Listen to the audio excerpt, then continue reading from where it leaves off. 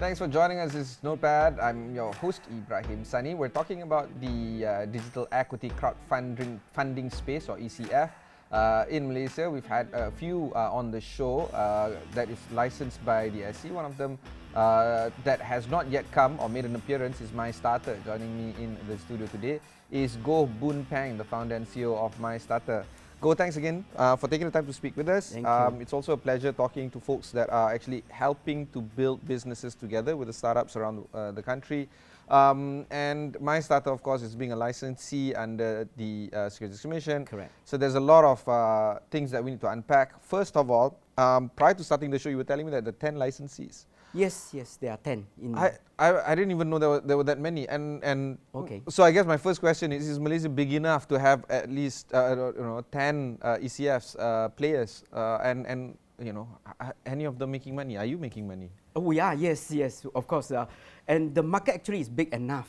But out of 10 licensed platform, I think only about half of it active in the market. It's quite tough. I would say the market big enough, but it's not that easy to grab. That's why we are working very hard, because the reason behind is a lot of SME, when they think about fundraising, they still very straightforward go for like loan. That is one of the position. But traditional loan, it only can fill about half of the market. So the other half looks like a gap, So that's why Security Commission also looking for alternative way to fill the gap for all the SME. That's why equity crowdfunding been introduced to the market since back to year 2015. That is the first batch of all the platform come in. When the first batch is about 7 of them, and then newly we are one of the newbie lah. So we are the other 3 platform provide the service back to year 2020, which is the pandemic came to the world. That is where we come from. But really the market is very big. So you've been around for 2 years. You've raised about 75 million ringgit. Is now it's near to 90 already. 90 million. 90 million ringgit. Was this part of the plan that you saw when you started MyStartr, or is it slightly below expectations? Okay, first year when we came to market, because right? you came to market in the pandemic, right? Yes, exactly. That's so why bizarre. We only set about 10 million for that year. We thought it's quite tough, so probably we set a 10 million as a target to hit, right? But that year we hit 20 million. So and then the next year we hit 51 million. So we see the market actually growing very good, and a lot of SME, they really need funding for their business to grow. That's why, and we see not only SME but a lot of startup, like you mentioned about ECF. Actually, when SC first start off all ECF, right? They aim all the startups. But in Malaysia, I think SME is another portion we need to take care. That's why MyStartr also take care a lot of SME, because they really need funding and they really have a good business to grow. That's why actually we target and we aim both portion. In the mix, can you share with us the percentage of SMEs versus startups? Versus startup, right? Yeah. From our platform, it's not the whole industry. From our platform is about, I would say 60 to 40. 60 SMEs? Yes, correct. Oh, that's so the majority is SMEs. Yeah. And can you imagine, actually, when you mention about SME, normally people might think about those very traditional, conventional business, but not. Like people through Facebook to selling product. Are they really a SME?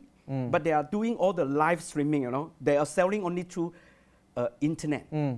Are they considered SME? Yes, I think, because they're not really using any technology. They are using a platform to selling their products. Yeah, they are an SME. They are SME, right? But they are not using the traditional way to open a shop, an outlet to sell their products. So that's it's just a digital channel, is it? Correct. Yeah. And if you don't have engineers in your company, if you're not building solutions, but eventually they need.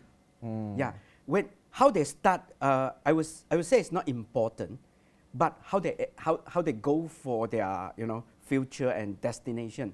Eventually they need.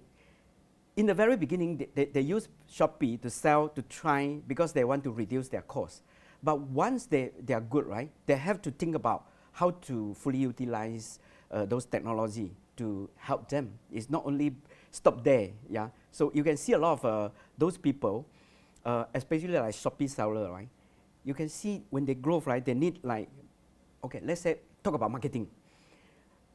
Is that marketing like normal channel marketing people? No. They need people who know, who understand like Google Analytics, they understand how the data, how to do data analysis, because the data, all their customers are come from like virtual. They don't have a physical face-to-face, so they have to think about that. And then all the channel they use, right, most likely is digital, so they have to look into that. And then talk about like data analysis, that they really need people to store all the data. Yeah, that is how eventually they will go for. Yeah. Okay, we'll go for one short break before we continue our conversation with Goh Boon Peng, the founder and CEO of MyStartr.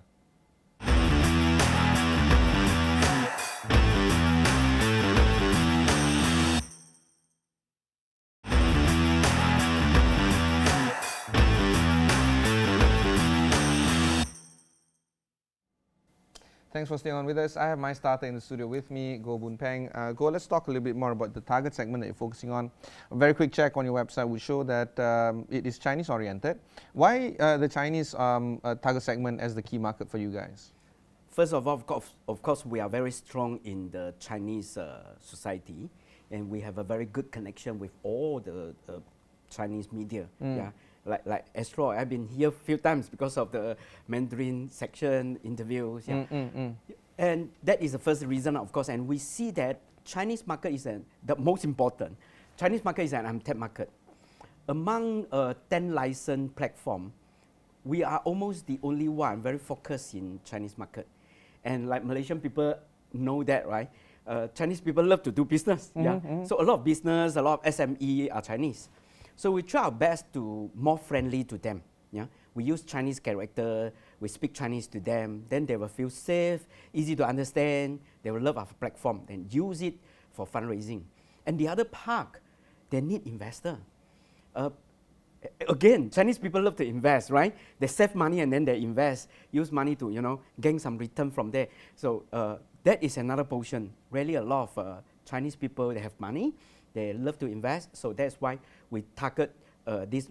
I call it a low-hanging fruit market. Not really a lot of people see that and target. I think they see that, but they don't target. Yeah. I think that's more of the case. People do see it, but they don't target it. Yeah. But of course, you're not just mutually exclusive just to the Chinese community. Yeah, of course. You are open to everyone. Yes. But what would be some of the ideas when it comes to non-Chinese as raising funds on your platform or being your investors? How big is that in the story of MyStartr? I would say right now it's about 10%. Yeah, it's quite small. All right. Small. That's fine. Because we are very focused and we try to. I would say the strategy of our platform is to become number one in the Chinese market. Yeah. After that, we are slowly to grow other market. Are you number one in the Chinese market? Consider yes. Yeah, because like what I say, we are almost the only one. Yeah, because other platform will try to broaden a bit. Yeah, so they will target here and there. So we almost the only one. So I can consider we are number one. Yeah, in terms of all the, because if you look through our platform, you can see, even though our interface are all in English, but a lot of campaign, they use Chinese to elaborate, to talk about their story, use the Chinese character. So we are the only one. Are there any plans to target different segments of the market right now other than the Chinese community? I'm here. Yes, of course. Yeah, we are not stopped there or limited. So we also want to open up to all the Malaysia, Malaysian, especially we cooperate like MDEC, cooperate to Meranti, that's how like recently my partner went to this creator event and a lot of like iLab in somewhere. We go there, we try to connect to them, but it's very competitive. But you're not, okay, so let's talk a little bit. I'm pretty sure, I am very sure. But let's talk a little bit more about yourself. I don't consider you to be a digital native, I consider you to be a digital adopter. Yes. so let's understand a little bit better about your progress into my background. Into doing this. Okay. I study in Taiwan. Yeah. My major is in this computer science. So I used to be a programmer. I code, and then from there I realized I cannot code all the day. So I developed myself a bit. I look into business. I started from e-commerce. I love e-commerce. I helping corporate to set up their e-commerce site, and then that is how in the early year 2000, right? In the very early year, that is how all the Amazon all only started that time, in year 2000, 1990 something or year 2000. I myself actually in Malaysia, we provide shopping cart solution to SME. Yeah, that is how I do in the early year. And then after that, that is not a good startup because that when I was very young. After that, I joined some corporate to help them in e-commerce, helping them to come up with the solution. But e-commerce is not just technology, right? So I realized business is very important. Then I slowly see Kickstarter, one of the biggest crowdfunding in the world. When I saw Kickstarter in year 2011, right, I realized this is a very important solution to Malaysia, to Malaysian people. So even back then? Yeah, even in 2000. No, what I mean is you had that realization even back then. Yeah. So I start the platform, our platform, MyStartr, just similar to Kickstarter in year 2012. We call it reward-based crowdfunding. It's not equity, but reward-based. Like Kickstarter, when you pledge the money to the platform, you'll get a product. Yeah, it's not a share, not a return, but just a product. So that's how we start. Yeah, like all back to that time, a lot of crowdfunding platform in the world actually booming here and there. So we are one of them. Back to year 2012, and then until year 2018. When Security Commission reopened. In year 2015, we didn't go for applied equity crowdfunding because I myself not that believe in equity crowdfunding until year 2018 because I can see the exit plan is not that clear. Until recently, you can see actually a lot of like PLC company, they do a lot of M&A activities. You can see a lot of VC actually aim to like Southeast Asia. That's how the whole world actually moving the funding into this region. So in year 2018, we go and apply equity crowdfunding license. Then we get it in year 2019. We start everything, the equity crowdfunding. We are very focused on that in year 2020. Amazing, brave of you. But at the same time, you wouldn't have done this if you wouldn't see the exit strategy. How important is the exit strategy in you starting your own business? Is it that critical? Of course, I would say yes, in every business. So normally I will separate into By the way, that's not how the traditional Chinese thinking is, right? You start a business for life. You don't start a business for exit.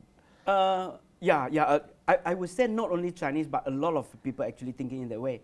Yeah, especially back to that time. But now, actually, the whole market a little bit changed, the mindset. Yeah, I would say if we put it in a simple way, you can see two different kind of company. One is can be invest, the other just not. Yeah. What kind of business you can invest into is those who are looking for like exit, because when we mention about exit, a lot of people might think that is only make founder rich, right? Yeah. But it's not, because only a little bit amount of them, only about few percent of them can be rich, but most of them are still struggling. But when you mention about exit, means the founder, he can leave the company, but the company still can operate, right? Then the company is like a kind of sustainability, that the business can sustain. Then your investment won't burn, right? The other type of company, they might think it's a business for life, they earn for their living. So probably they earn money, but they won't earn a lot. They won't become an impact company. So that is most likely after the founder bye-bye, the business will bye-bye as well. Yeah, that's it. Yeah. That's amazing. All right, so you're in an intersection between the old way of doing things and the new way of doing things, the way I understand it. Do you feel that the cultural change that the folks that you meet, I'm sure belongs in either one of this generation or mindset thinking, And when you speak to the, I guess, the folks that are embracing exit strategy, embracing equity crowdfunding, embracing digitization and digital natives themselves, they grew up with the internet. Is it difficult or different the way you talk to the batch that comes from the previous generation that knows the business only in the traditional way? Yeah, sure. But because the internet is so powerful, yeah, nowadays, especially after this pandemic, I think quite a lot of you call it a traditional or conventional business guys, they also try to embrace. Yeah, I think they have no choice, but it's much easier to talk to the young generation. Yeah, yeah, of course, but still we want right nowadays you can see a lot of SME still holding, still very powerful in that era, especially from 45 to 55. I mean the age, yeah. So to them, the statistics shows that investor to equity crowdfunding, almost 80% are from 25 to 45. Yeah, those are the young generation.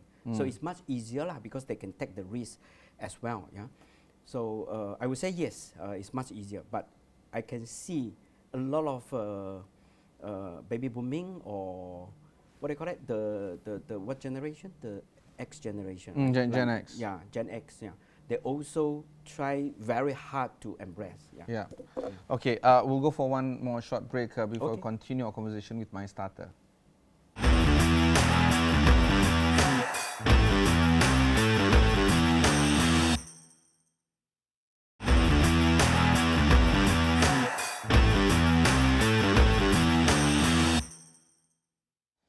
Thanks for staying on with us. I have with me in the studio Mr. Goh Boon Peng, the founder and CEO of MyStartr. Goh, let's talk a little bit more about the trajectory of your company. MyStartr is just one part of the business that you're building right now, ECF. What will be some of the ideas that you can share with us in terms of building your ecosystem or building that kind of universe that you are trying to execute? Is ECF just the first of the many things that you're going to be building, or is ECF the big thing and you're going to focus solely on this one? It's the first and the big things, because the whole funding roadmap as a startup, the whole funding roadmap will be start from like pre-seed. Yeah, a lot of people know that pre-seed and then seed fund, angel fund, followed by Series A, B, C, and IPO. So if it's stand alone in there, I don't think it can sustain. So we have to look into like the whole spectrum. Yeah, because eventually, when we talk about exit, right? If those issuers, after the fundraising, they didn't go for like IPO or being M&A by other company, all the shareholder will be stuck there. Yeah, so we have to connect to all the spectrum, those players. Like after fundraising, we try our best to push them to hit their KPI, and then followed by VC, PE. Yeah, we also connect to some of the IPO channel to make the company more structured, for IPO or for M&A. That is how we do that. So we connect to VC, connect to PE, connect to those IPO trainer in town. Yeah, and then the other side, in the early part, we running our own. We call it a startup competition. Yeah, it's a Chinese version as well. Yeah, because Chinese market also untapped. No people do that. So we are the first and the only, doing a startup competition. Yeah, so become an incubator. We gather all the startup together. Yeah, they can help each other. They become a community. Yeah, from there we giving some solutions, resources to them. Yeah, then we will pick some good startup from this community. We will set up another accelerator next year. And then our company will get some investor in there. In the very early stage, like below 500,000, probably we can fund them first and then provide programs, resources to them. So that will be from incubator right now we have, and then set up an accelerator, and then connect to ECF, followed by VC, PE, IPO. That is the whole spectrum. It seems like this requires a lot of on-ground activation, requires a lot of headcount, and being a digital company, wouldn't you want to reduce that and be a little bit more headcount light? Yes. How do you manage or balance between the two, of having a lot of people on the ground activating these kind of programs and activities versus try to be Yeah, this is a very crucial question. Yes, ECF itself, beside the other like VC and PE, we just connect to them, so we don't really cost a lot of manpower on that. But for the on-ground event like the startup competition, we've been running for 6 years, so we know how to do it. Actually, we just do headcount, doing everything. Yeah, and then the accelerator, I think will be only 1 or 2 headcount. Those are the what I call it, nanny to all the startups. Yeah, but beside that, I think ECF will cost quite a lot of manpower because we need to look into all the issuer business perspective. We have to do the due diligence and so on and so forth. So the most difficult part for equity crowdfunding is how to understand that business well in order to list on our platform for investor to invest. So that part we have we set up a tech team to look into that, how to reduce manpower by understanding a business. Most likely, like we want to implement some AI program. Right now we don't have, but we're thinking how to collect more data, how we, a human, doing to understand that business well. Those are the process. We'll put it in the system, collect the data, and eventually we want to come up something like a analysis program to reduce about 30-40% to understand that business. Let me give an example. Like we have CTOS, right? We all know CTOS. So CTOS actually tell about 20-30% of the company. So we'll grab the data and then picking it up. The important data, we'll put it in to understand that business in the very surface part. And then from there, we'll look into their website, how good is their social media. From there, we grab another data to put it into together, some weightage of them. Then we understand a little bit more on that business, and slowly by Q&A, we ask them questions and then they answer from. So we try a lot of things to reduce our manpower by using a system. Yeah.